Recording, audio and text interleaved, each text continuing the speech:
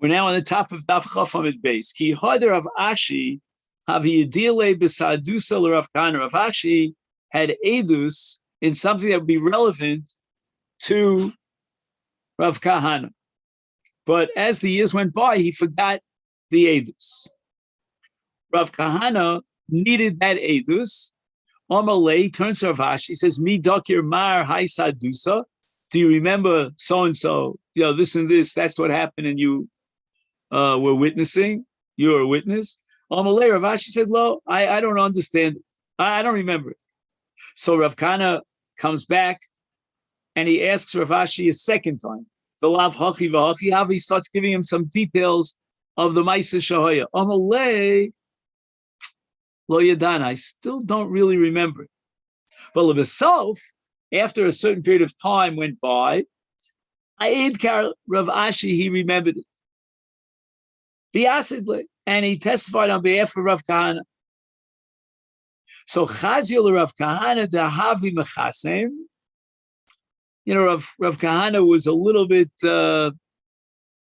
inhibited about the whole thing. He didn't feel comfortable about it. And he said, well, why would you testify when I myself was the one who reminded you of the edus, and you yourself didn't remember the edus? Rav Ashi said to Rav Kahana, Mi Savas Allah Kasampa, I know the Ramoy Nafshe V'Yidkirei. You think that I was relying on this edus because I relied on what you told me? That's not so.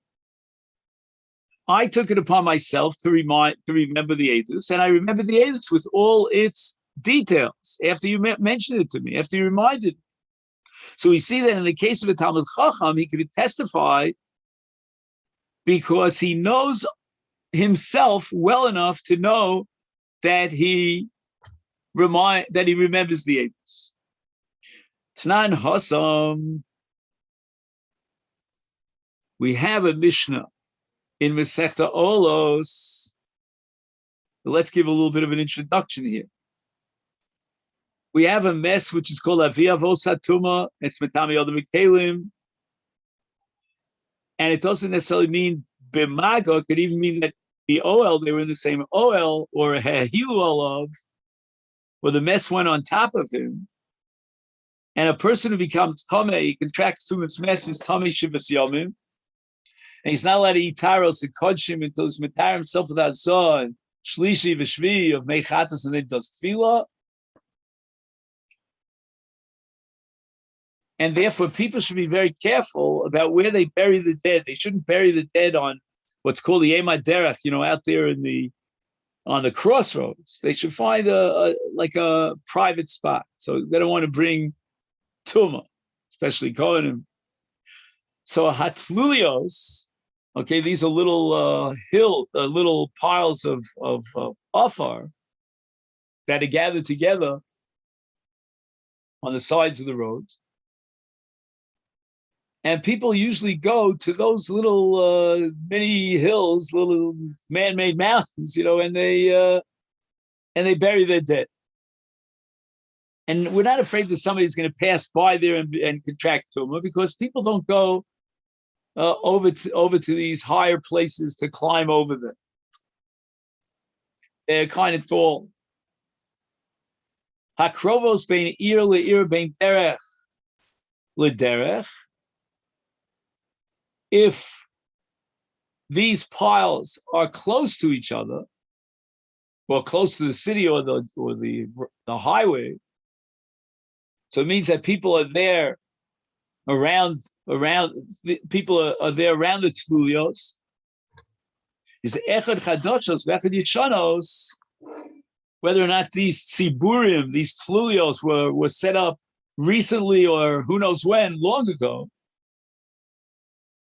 If a person would climb over them, he would be ma'el al mess, because we're assuming that over the course of time, maybe even many, many years ago, they buried the dead over there. And people don't remember that.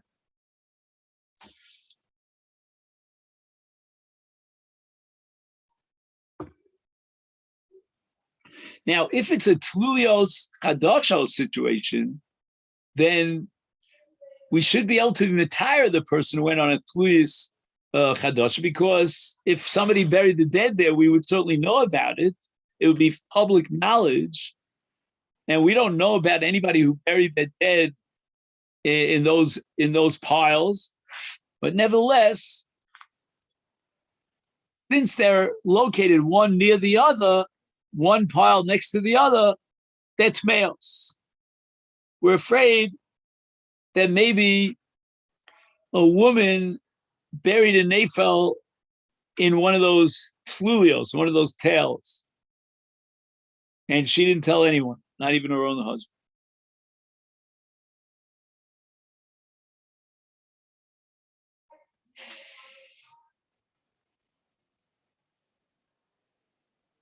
However, rechokos, till now we were talking about krovos to the irok, to the derech. Now we're talking about rechokos. They're far away from the city or from the roads. Women don't go there to bury a nefel.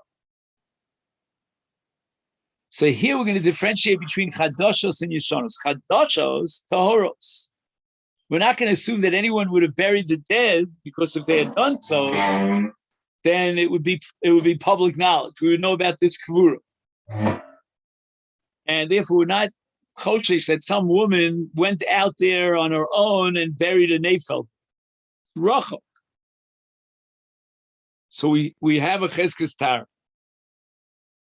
Yeshanos, tmeos. Now we're going to assume that some lady buried the dead over there and it was forgotten. It was so long ago, so much time has elapsed, it was forgotten. Ezo hi krova. What's considered that it's close enough to the city or to the highway? Chamishim amma. The ezi yeshana. When is it considered that such a long period of time has passed that we might have forgotten about the fact that there were dead bodies buried there? Is shishim shana divrei Rabbi Meir. It's already been 60 years since those tulios were created. Rabbi Yehuda Omer krova she'ein krova himena. What is considered a tulius krova? It's the krova biyoser la'ir. That's called a krova.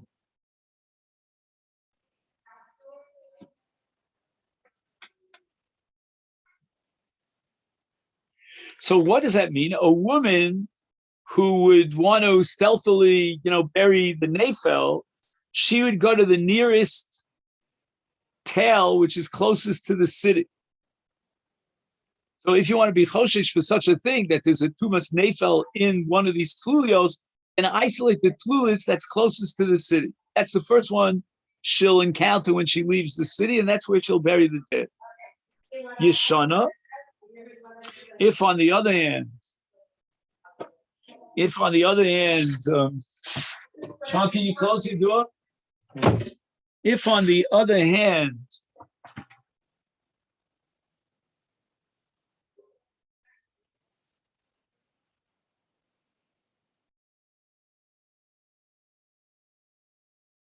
it's a tail that's a little bit distant and there's a closer tail, so it's a little bit further away from the city, then Yeshana she'ein adam zochra. I'm sorry. So again, the two things that Rabbi Yehuda is saying. Let's differentiate. First of all, he's telling you what's considered a krova. Krova means ein krova yosem imenu. Then he's going to tell you what is considered a yeshana. She'ein adam zochra. Nobody can remember, hey, when was the groundbreaking day that we dug this tail or piled up this tail? Now the Gemara clarifies, my ear, umay derech. Ilema ear mamish. We're talking about an ear stam. It's not anywhere near a cemetery. Or derech mamish. Any highway, even it doesn't pass through any Beis HaKvaros, is then I don't understand. We don't know that they buried the dead in that tail. It's a suffix.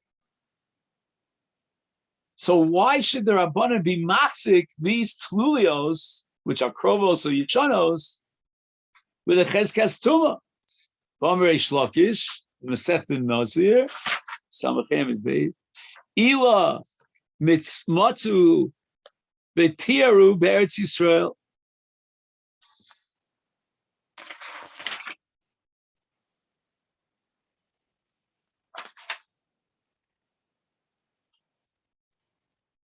So in other words, even if there's a reason, a logical reason why we should be choshesh that there's tumah there, but the Rabbanan were pushing for Taras Eretz Yisrael. So the Kohanim could be Oskim V'Taros and go down that path. So why would the Chacham be machmir to be metami tlulios because of a chashash tumah? Since they were always trying to find a reasoning to allow the Kohanim to be Osik B'Taros and the people to come to Eretz Yisrael B'Tara, they weren't machmir. So why would they be machmir to be metami tlulios? Rather, says the Gemara Rav Zera, ear. What does an ear mean? Ear asmucha beis hakvaros and derech beis hakvaros. When do we say that the tail that's close to a city has a cheskas that they were cover the mason there? That's only in a case where we're talking about smucha beis hakvaros.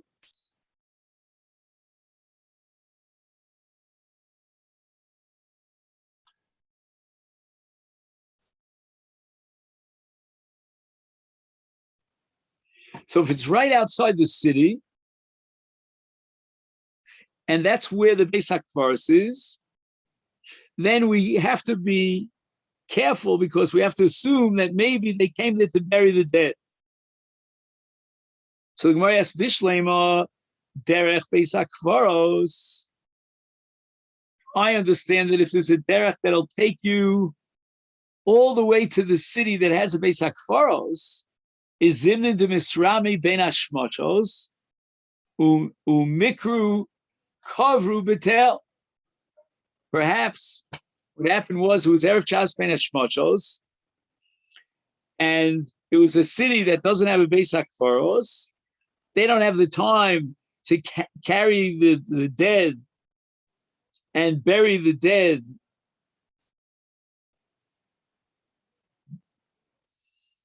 Like Gia ad Beis HaKvaros, it's Erev Shabbos, and therefore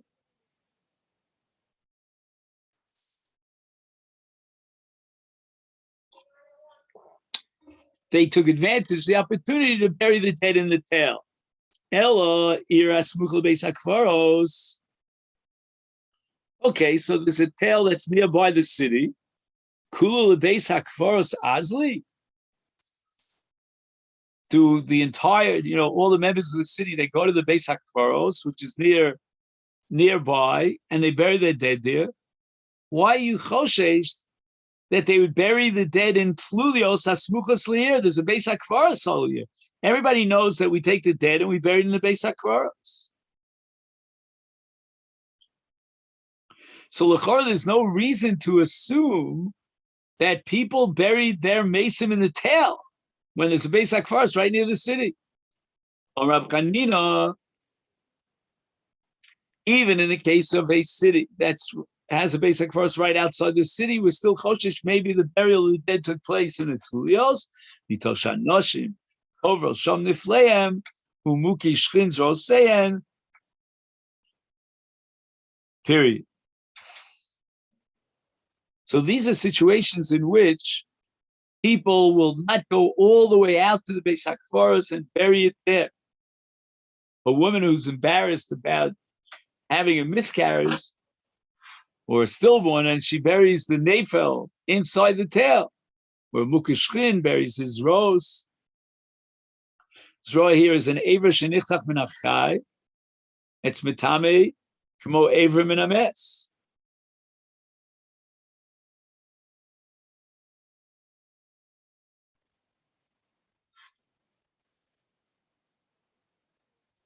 Biad Chamichim Amo, if it's only a distance of 50 amo outside the city or outside of the derech, is Azla'i, the woman who had this hapola, she goes lechuda, she's not afraid to go alone to bury the nefel, she'll take that chance. But tfei, if it's more than 50 amo outside the city, is davra inshi bada, she'll definitely bring along with her somebody else, because she's afraid to go too far out of the city, more than 50 am out of the city. Be exposing her to a great danger. Well, the Beis HaKfaras Oslo.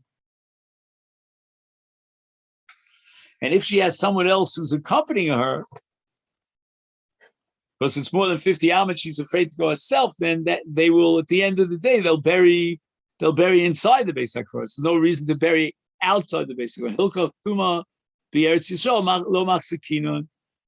Lo chziku chachomes hatluyos harachokos b'chezkas Tuma. We're not afraid that the women are going to go all that far out of the city in order to bury the nef. Rabbi Meir. Rabbi Meir says, Ezo hi yishana, shishim shana.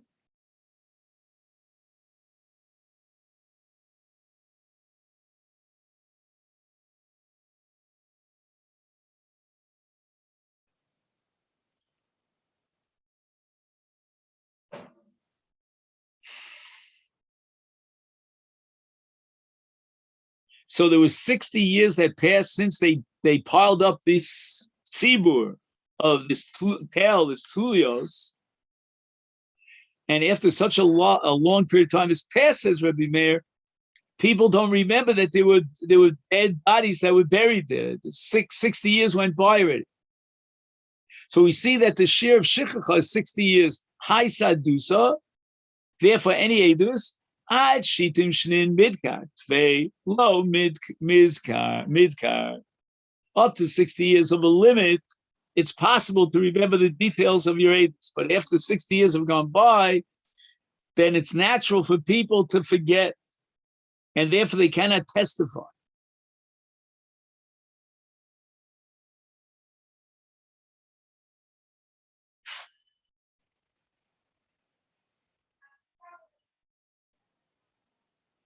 You can't testify about something that you forgot. And after 60 years, there's no doubt that you forgot. The Gemara rejects this. Rav Chisda does not accept it. The case of somebody who buried the dead in a tluyus is not comparable, it's not analogous to another edus that they testified in a bezdin. Hasamu delo ram yaleh, in the case of Kfuras Mes, that's not something that's on his mind. He doesn't feel responsible to testify about it. And after 60 years, he certainly forgets. Aval hacha, but in edus, he was designated, he was appointed to testify. He's came into Rami Alei, Afilu Tubanami, even after 60 years, he will still remember his edus.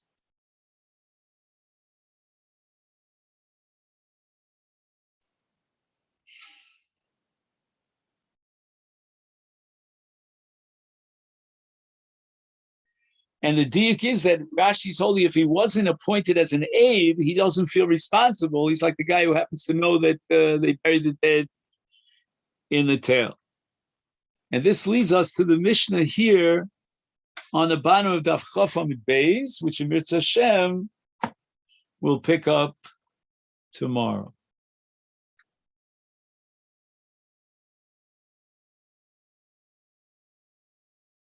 Okay, so let me wish you a great day.